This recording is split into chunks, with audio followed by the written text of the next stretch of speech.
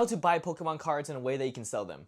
Hello, my name is Drew. I'm currently the owner of Drew's Card House LLC, and I run the Instagram MD Cards and Drew's Card House, and I've been doing Pokemon business for about a year now.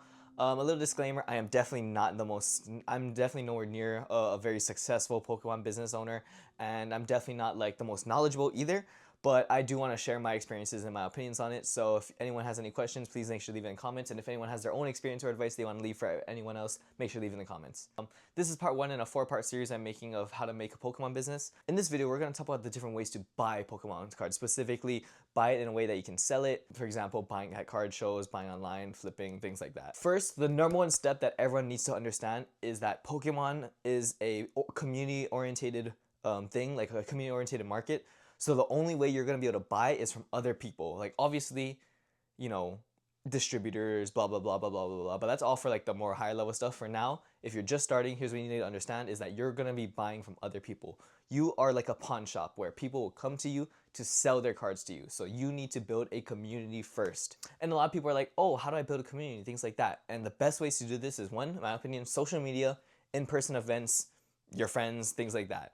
If you're literally just starting, you have no connections anywhere, what you can do is go to your local card show, talk to people, ask around, you know, get some advice, things like that. That's what I did. My very first time I wanted to sell stuff, I just went to all the people who I saw were selling Pokemon cards. I was like, oh, hey, I was kind of always wondering how this business model kind of even worked and stuff like that. Got their connects, got their Instagrams, made my own Instagram. We're going to go over selling in the next video, but every person you sell to is a possible person that is now in your community. You know what I mean?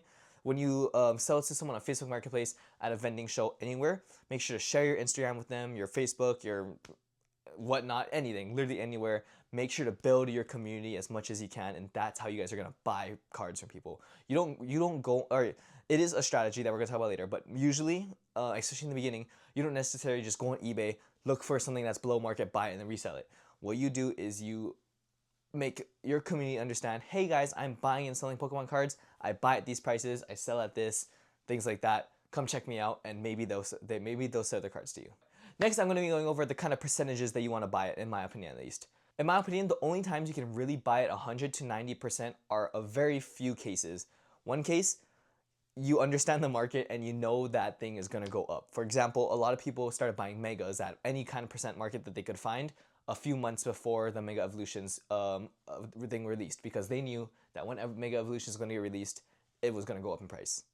2, if you believe that card, if it's a raw card and you believe that that thing is going to get a PSA 10 and that PSA 10 is worth, I'd say around $200 up or down from there.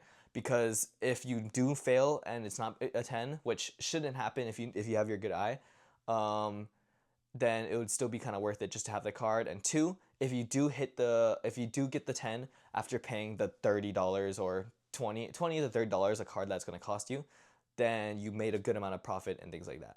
So actually, maybe even $100, $150. It honestly depends on how successful you are with getting your 10s and that card itself. Like, is that card really sellable and things like that.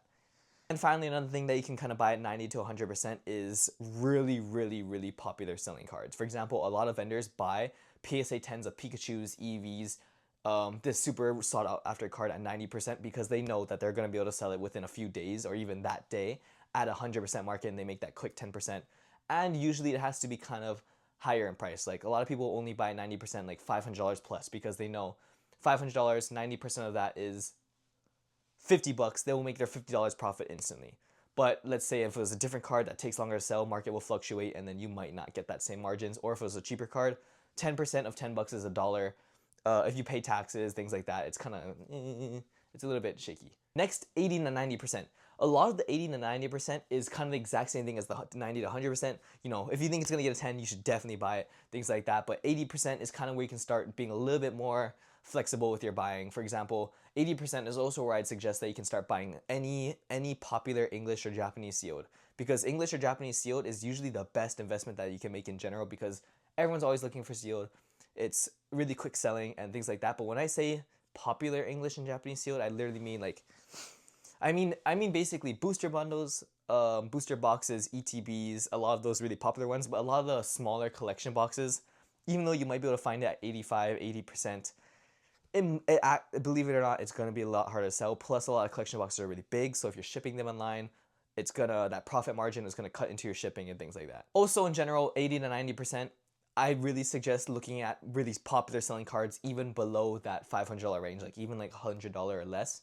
You can start buying like EVs that are really popular near mint, beautiful cards at like 80% because you know that shit's probably gonna sell really soon. Pikachus that are really popular, any SIR really popular, PSA 10s that are really popular, things like that. Again, just really think about how much profit will I make if I can sell this at the market, and two, how long is it going to take me to sell it? So really think about that in just all of these categories in general. Next, everything else I'm kind of bunching into the 60 to 80%. I rarely ever see people buying below 60%. If they are buying below 60%, they're usually doing like a bulk deal or something like that. For example, like, oh, $1 card or stuff like that. But if it starts to go below 80%, then it's usually something that, one, the profit is not very good. For example, a dollar card, if I buy a card that's worth $1 and I can sell for $1 at 60 cents, I'm making 40 cents. If I was using shipping, I'd ask the customer to pay that 60 like 3 or 68, I forgot what it was, plus the envelope cost, plus the shipping protector cost, things like that. So that's when you got to start like really going up and down about how much you want to spend, and how much profit you can really make. But for example, like a $5 card, 70 to 60% range is pretty perfect. Unless that card sells really instantly, then maybe even 80%, but probably not. Basically, this is where you're gonna buy everything else that wasn't at the 80% range or 80 and up range. It's gonna be all of the lower value cards, all of the slower selling cards, and a lot of the cards that you're gonna need. Like, although everyone loves to sell at card shows, a lot of these cards you're not gonna be able to sell at a card show just because they're so unpopular that you're gonna need to put them online, like TCG Player and eBay. And TCG Player and eBay is gonna take a 13 to 15% of your total sale. So doing the math, if you start buying around 60 to 70%, that's the only time you can really make money on those like $3 to $4, $2 cards, is when you're buying at 60%. Overall, you're gonna learn a lot with experience about what money you can make, what money you can't make, where you gotta be more strict, less strict, and things like that. But these are kind of just the general guidelines I say, and it always changes. Everything's always different, so just make sure to keep yourself informed, and it's okay to take risks once in a while. Not massive risks, but it's okay to take some risks. And that's literally basically it. I discussed where to buy it and how to buy it at. A lot of things that you guys gotta look for, by the way. Make sure, one, you always condition check the card. A near mint card is gonna sell faster than a lightly played card. And obviously also check what kind of card it is. How rare is that card? Obviously, a near mint modern card is gonna sell a lot faster than a lightly played modern card. But if it's like super old, beautiful vintage card, like some really old Charizard, then lightly played, moderately played is definitely okay. It'll still sell pretty well. Near mint's obviously better, but you know what I mean? It's really dependent on how often the card sells and how fast you can flip it and things like that. Always make sure for scams. I've heard with the increasing technology and increasing popularity of the hobby, I've heard a lot about fake PSA 10s, fake this, fake that. So make sure you get informed on what is fake, what is real, get second opinions, things like that. And don't worry, if the deal sounds too good, it probably is too good. So just get a second opinion, maybe even a third opinion, fourth opinion. Do your own research and things like that. Don't be afraid to let a deal slip away. Obviously, the best people in the business are people who don't let deals slip away and know what they're doing. But if you don't really know what you're doing and you're kind of shaky on it, don't be worried about letting the deal slip away. It's okay. It's gonna be fine. You're gonna find another deal hopefully, and if you keep working hard at it, you're gonna learn more, do more deals, do better, learn more, and everything like that. Okay, I'm recording this. I'm recording this while I'm editing. I totally forgot to mention about how to like actually pay for these cards. So first of all, if you are buying online somewhere else and like they're getting shipped to you, it is always smarter to make a deal with them to either, one, you pay them with goods and services before they ship it, and then you can always get a refund with the dispute, or if you have not reliability, if you have, what's it called? I don't know, whatever it's called when you're trusted, then maybe you can try and negotiate with them and be like, hey, I'll pay you the full amount, not goods and services, once it gets to me and I check it and everything. But just make sure, stay safe out there. Goods and services, for those of you who don't know what goods and services is, goods and services basically means that PayPal is going to take a 3% fee, I believe, of what you pay them.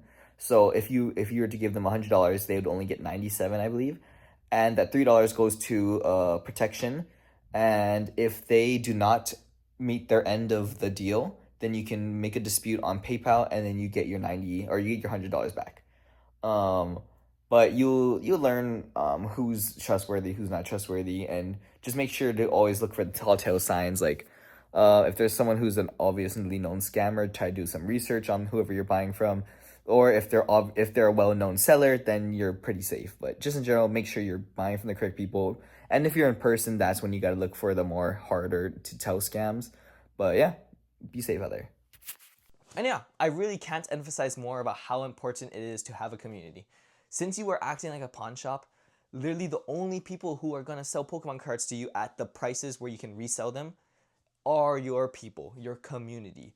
Like, I am very grateful. I have a very supportive community who has sold to me throughout my entire year plus of selling Pokemon cards. A lot of my friends sell to me. A lot of everyone who follows me. It's been amazing. I'm really grateful. And also people who I meet while selling. For example, I put my stuff on Facebook Marketplace. I sell to them. We make a good deal, make that connection, and then next time they come to me to sell cards, things like that. And make sure to be fair. Also, don't be pushy. Like I said, this is a community-oriented economy.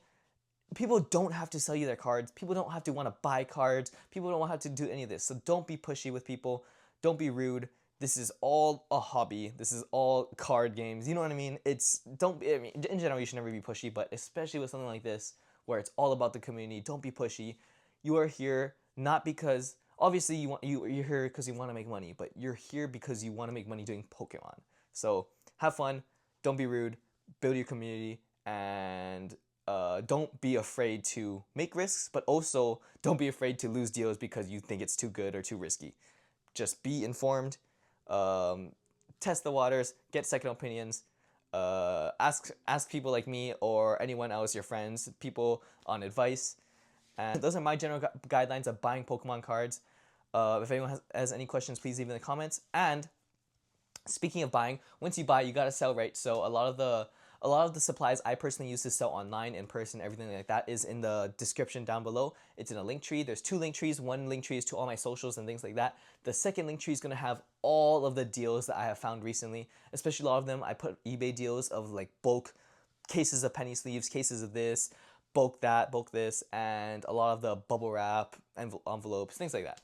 So make sure to go check that out. And yeah, thank you guys so much. And next video is going to be on selling. So go check that out.